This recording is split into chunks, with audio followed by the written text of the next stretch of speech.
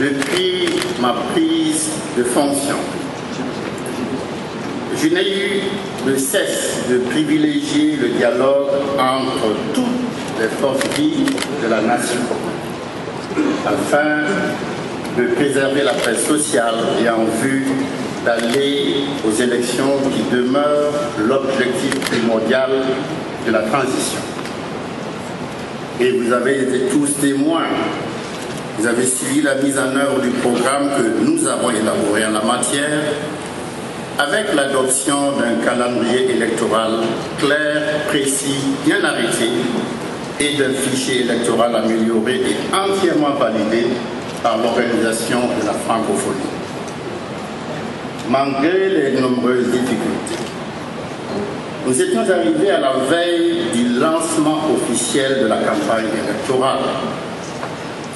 Et la communauté internationale elle-même, à travers le groupe international de suivi et d'accompagnement de la transition, réuni à Ouagadougou le 15 septembre 2015, avait marqué son satisfecit et nous avait renouvelé son soutien et son entière confiance. Sans fausse modestie, qu'il y a une transition que beaucoup aimaient citer en exemple, c'est bel et bien la nôtre. Quelle ne fut pas alors notre surprise, notre stupeur, ainsi que celle de la communauté internationale, de voir ce coup d'arrêt porté à notre transition.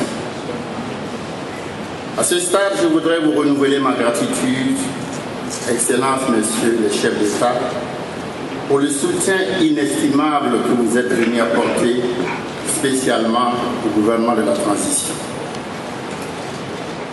Je puis vous assurer que nous restons déterminés à poursuivre cette excellente mission que les Burkinabés nous ont confiée, celle de mettre en place des institutions crédibles et fiables pour l'édification du Burkina nouveau que nous sommes décidés à bâtir dans la démocratie vraie et dans la justice.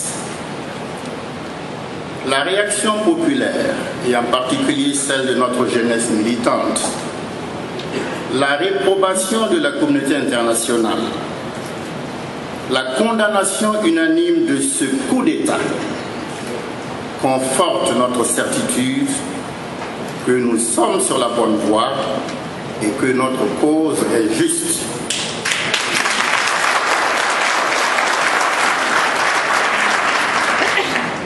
C'est pourquoi, advienne que pourra, et en dépit de l'endurance et de l'acharnement des forces du mal, nous relèverons le défi.